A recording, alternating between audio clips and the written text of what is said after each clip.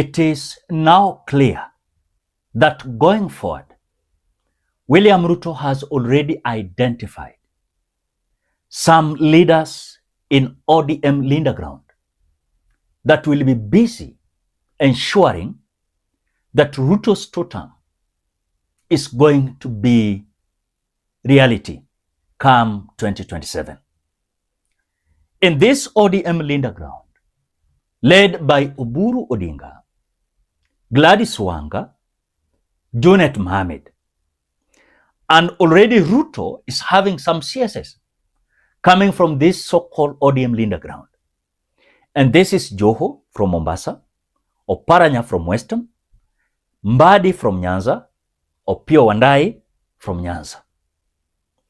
This team, they have been given some structures, how they are going to work as a team to ensure that every region they are leading must produce more votes to ensure that Ruto is going to be re-elected. In Mombasa, Ruto has planted Hassan Joho, who is the CS of Blue Economy and Mining. In Nyanza, we are having 4 people.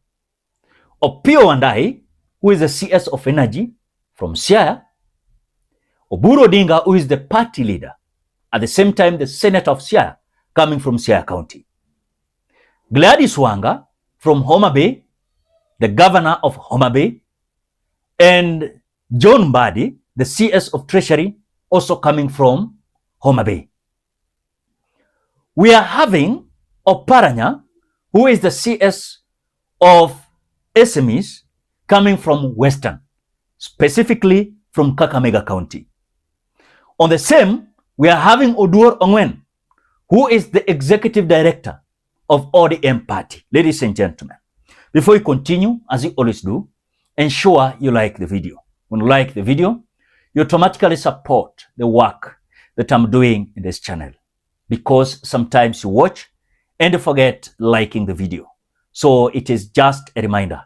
As you watch, please consider liking the video. Thank you so much, ladies and gentlemen.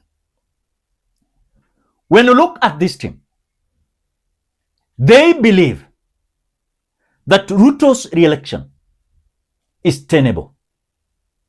And because that ground that Raila left for them, they believe that it is automatically going to reflect Ruto's re-election.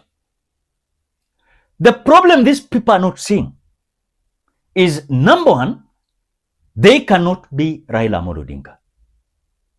Number two, it is not automatic that they are, of course, taking over the Raila Odinga's political basis. That is what is giving them a lot of problem. Remember, before Raila Odinga's death, Raila had massive support from Coast. It was easier for Raila Odinga supporters to be directed by Raila Amolo Odinga, not even anyone. Having Joho to lead the coastal region will have, of course, an extra work for Joho to ensure that the coastal is going to rally behind who? William Samoei Ruto. Which for me, I know it is not going to be possible. You cannot compare Joho and Raila Amolo Odinga. The same thing is going to happen in Western, where ODM brigade in Western must have a turning point led by Oparanya, who will be giving them some direction, because he's being portrayed as the senior most politician in Western region under ODM party. When look at Nyanza, we are having Opiyo Wandayi from Siaya, Oburu from Siaya, Gladys Wanga from Homa Bay, Mbadi from Homa Bay. And these 4 people, together with Junet Mohammed from Migori, they must deliver votes from Nyanza, including with some tricks and tactics that Raila Odinga used, that Oduor Ongwen, the executive director of ODM, that will help them with such kind of tricks and tactics that Raila Odinga used. The only problem these people are not realizing is that these people who are being paraded in this photo, led by Oburu, these people are non-starter in the politics of the Republic of Kenya. Yes, some of them are elected. Some of them appointed in various seats. But when you look at the politics of Raila, some of them, they could have not won any seat without being raised or their hands being raised by Raila Amolo Odinga. So this time round, the common mwananchi, even if you listen to them, they usually say, we respected Raila Amolo Odinga only, not other politicians. And so these people must be told they must be ready to face the wrath and the decision of the people that is going to be against them. So any internalization by these individuals that they believe it is going to be automatically that those who supported Raila, they are going to, of course, gain or, of course, inherit that political momentum of Raila. It is not going to happen so. So as we proceed and as we approach the 2027 general election, these people must be told the reality. And the reality is the politics of 2027 is more complex than even the politics of 2022.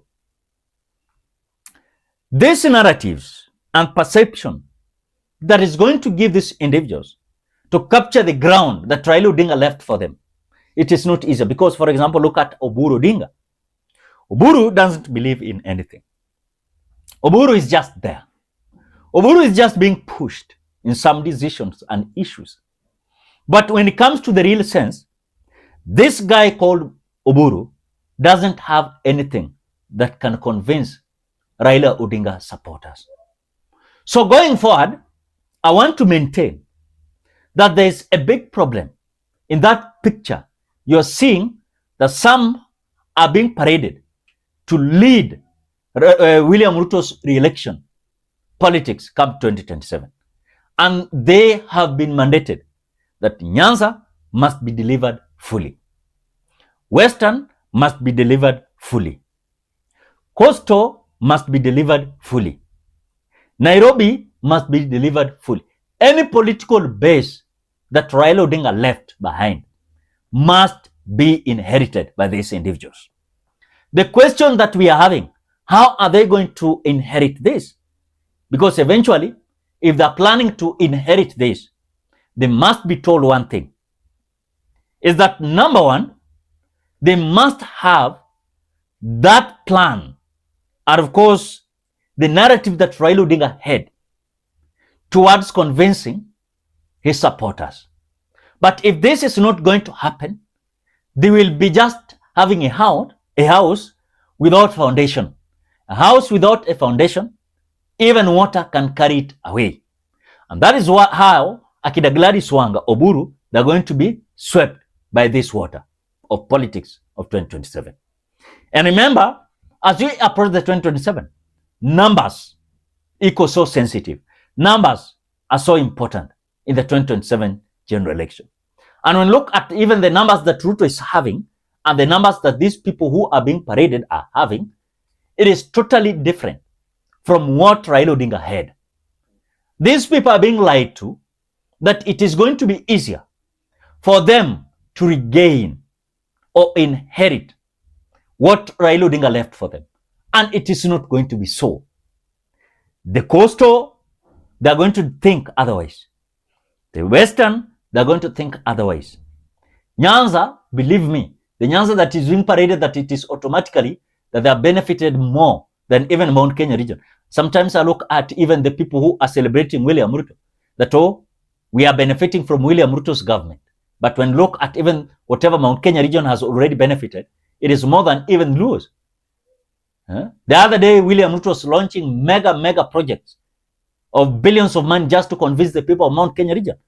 But we as people of Nyanza, whatever we've been convinced of is that we are goons, we are being paid, and we are high class.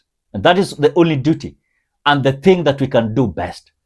And so going forward, these people must be told, they must be ready to deal with the reality core ground. Ladies and gentlemen, what do you think? Drop your opinion at the comment section below. Otherwise, thank you so much because of your great support. Please consider subscribing, liking, commenting, and sharing this video. Till you meet in another video.